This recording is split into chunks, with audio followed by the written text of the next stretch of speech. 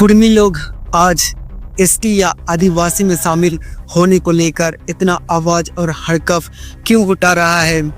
आइए दोस्तों, आज का इस वीडियो में समझते हैं कि ये लोग खुद को कैसे आदिवासी समझने लगे और इन लोगों को एसटी से हटा करके क्यों ओबीसी में रख दिया गया है। आज के इस वीडियो में पुराना इतिहास के हिसाब से समझते हैं। उससे पहले हम ये समझेंगे कि ये कुर्मी या कुर्मी शब्द कहाँ से निकला और किस शब्द से निकला हुआ शब्द है। तो आज के इस वीडियो में हम विस्तार से समझते हैं।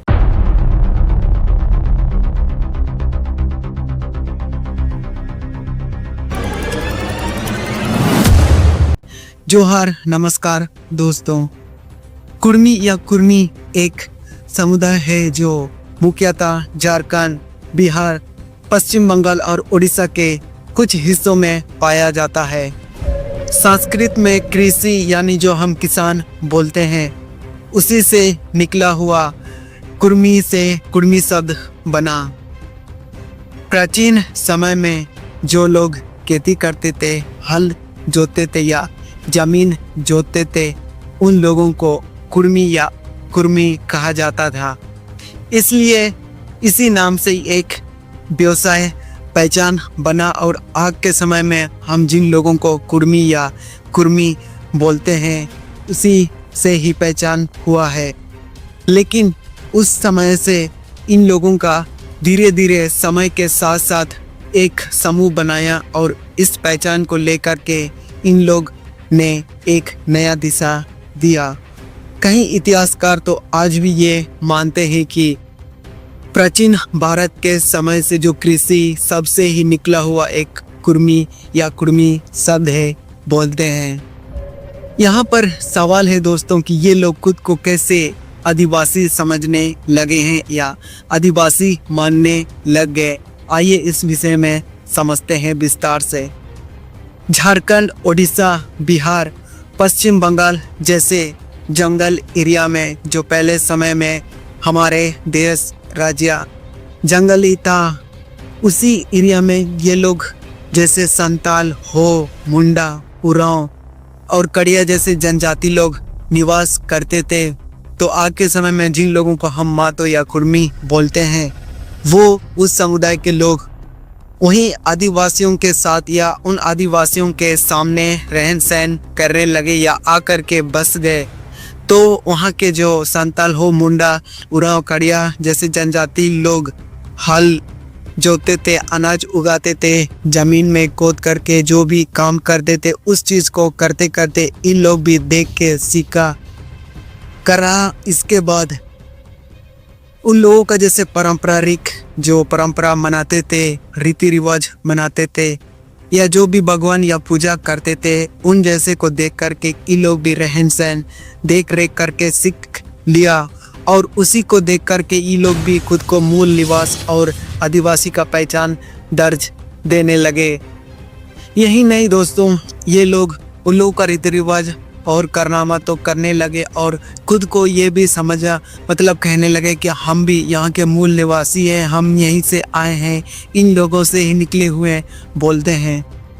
इसके बाद 1931 की जनगणना में जब ब्रिटिश सरकार ने जनगणना किया तो पाया कि जो वहाँ के मूल निवास जैसे हम बोले कि संताल, हो, मुंडा, उरांव, कड़िया जैसे जनजाति लोग के बीच में ये लोग भी रह करके आदिवासियों का जैसे ही करने लग गए। तो ब्रिटिश सरकार ने देखा तो पाया कि इन लोग भी आदिवासियों का जैसे करने लग रहे हैं, तो इन लोगों को भी आदिवासी कह करके या आदिवासी कैटेगरी में शामिल कर लिया। उस समय आदिवासी या जनजाति का मतलब ये था दोस्तों कि जो लोग जमीन जोतते थे, अनाज उगाते थे, पहाड़ के जैसे इलाकों में रहते थे, उनका रहन सहन, उनका जीवन शैली, जीने का तरीका लोगों से और भगवान या पूजा करने का तरीका लोगों से या बात करने का तरीका लोगों से सबसे अलग है। उन लोगों को जनजाति या आदिवासी कहा जा रहा था। यहाँ पर दोस्तों सवाल ये उठता है कि 1931 की जनगणना में इन लोगों को आदिवासी तो घोषित किया, लेकिन 1949 या 50 के बीच में जब हमारे भारत का संविधान लागू हुआ तो किस कारणवश से इन लोगों को ओबीसी में रख दिया गया है। तो आइए इस विषय में थोड़ा समझते हैं। जब हमारा भारत आज़ाद हुआ अंग्रेजों के गुलाम से 1947 में, तब 1949 और 50 के बीच में संविधान लिखा जा रहा था। तब उस समय डॉक्टर भीमराव अंबेडकर ने एक समिति आयोग बनाया। उस समिति आयोग में बहुत से लोगों को बैठाया और ये बात बताया कि क्या सचमुच या सच में ऐसे जनजाति लोग भी हैं जो पहाड़ी के इलाकों में रहते हैं, उनका रहन सहन, जीवन शैली, इसके बाद अलग बोलता हो, भगवान मानने का तरीका, उनका पारंपरिक रीति रिवाज लोगों से सबसे अलग है।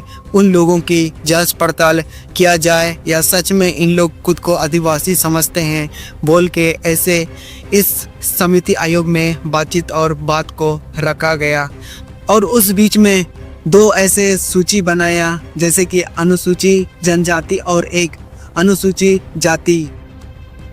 जब समिति आयोग ने हर राज्य में जांच पड़ताल करके दोबारा बैठकी हुई तो उस बैठकी में ये निर्णय और इस निष्कर्ष पे पहुंचा कि जितना भी महतो वर्ग या महतो समुदाय के लोग हैं, ये लोग आदिवासियों के जैसे रहन सहन, उनका जैसे रीति रिवाज, और ये लोग हिंदुओं का जैसे देव देवता मानने लगे और उनका जैसे जंगल जैसे एरिया में बहुत कम लोग और बहुत लोग हिंदुओं का जैसे रहन सहन करने लगे हैं बोला। और ये लोग जो संताल हो, मुंडा, उरांव का जैसे जनजातियों से अलग रहने लगे हैं जंगल जैसे एरिया में, ऐसे उन लोगों का कहना है। तब निष्कर्ष ये आया दोस्तों कि तब डॉक्टर भीमराव अंबेडकर ने अनुसूचित जनजाति और अनुसूचित जाति जो दो कैटेगरी बनाया था, उसमें से जितना भी जांच पड़ताल हुआ तो उसमें से अलग अलग लोगों को अलग अलग डिवाइड करके रखा और उस हिसाब से उन लोगों के लिए संविधान लिखा गया। इसके बाद जो कुर्मी वर्ग के लोग थे, उन लोगों को एसटी या एससी में ना रख करके उन लोगों के लिए ओबीसी कैटेगरी बनाया और उसी में जो मातो वर्ग के लोग हैं उसमें रख दिया गया है। इसके बाद 26 जनवरी 1950 में जब हमारा भारत का संविधान लागू किया जा रहा था तो हमारे भारत के प्रथम राष्ट्रपति डॉक्टर राजेंद्र प्रसाद ने संविधान अनुच्छेद 342(2) के तहत ये आदेश जारी किया कि जो कुर्मी वर्ग के लोग हैं या कुर्मी समुदाय के लोग हैं, उन्हें एसटी से हटा करके ओबीसी कैटेगरी में रख दिया गया, जैसे आदेश जारी किया। इसके बाद आर्टिकल 342(2) के तहत ये भी लिखा गया कि यदि किसी को इस सूची में जोड़ना या हटना होगा तो वो केवल संसद के कानून के तहत ही जोड़ना या हटाया जा सकता है, जैसे नियम लिखा गया है। और इसके बाद कुर्मी लोग 1970, 1980 और 2004, 2011 और अब 2025 में ये आवाज़ उठा रहे हैं कि हमें एसटी में शामिल करो, हमें आदिवासी का दर्जा दो बोल करके आवाज़ उठा रहे हैं। कुर्मी लोगों का आवाज़ उठाने का ये भी मकसद है कि उनकी सांस्कृतिक, उनकी परंपरा, रीति रिवाज, जीने का या जीवन शैली पूर्वज आदिवासी जैसे ही है और हम पहले के भगवान या जो भी आदिवासी लोग अब रीति रिवाज मानते हैं वैसे ही हम लोग भी मनाते हैं, उनका कहना है। और तो और ये भी कहना उनका है कि जब से हमें एसटी का दर्जा से हटा दिया गया है तब से हमें शिक्षा, नौकरी और राजनीति जैसे से मिलने वाले जो लाभ हैं उससे हमें सही से नहीं मिल पा रहा है, उनका कहना है। और ये भी उनका मानना है कि 1950 में या 1949 के बीच में जो भी घटना घटी थी उसको गलत ढंग से या बिना जांच पड़ताल के हम लोगों को इस या ओबीसी कैटेगरी में रख दिया गया है। तो इस चीज़ को संसद के द्वारा या अब उन्हें हटा दिया जाए बोल के उन लोगों का ये भी कहना है। यहाँ पर जो कुर्मी वर्ग के लोग हैं, इन्हें यह भी समझना पड़ेगा कि अगर आपको एसटी से हटाकर के ओबीसी कैटेगरी में रख दिया गया है तो क्यों हटा दिया गया या क्यों नहीं रखा, इस चीज़ को आपको समझना पड़ेगा। क्योंकि अब आप जब आवाज़ उठाएंगे या आदिवासी या एसटी में रहने को लेकर मांग उठाएंगे तो ये जो झारखंड या पूरे भारत के मूल आदिवासी या जो भी उड़ीसा बिहार के मूल आदिवासी लोग हैं, ये लोग भी चुप नहीं रहेंगे, क्योंकि उन्हें भी पता है कि आपको किस कारण बस से हटा दिया गया या किस कारण बस से आपको एसटी से हटा करके ओबीसी में रख दिया गया है। अगर आज आप आवाज़ उठाएंगे तो ये लोग भी आपके खिलाफ आवाज़ उठाएंगे।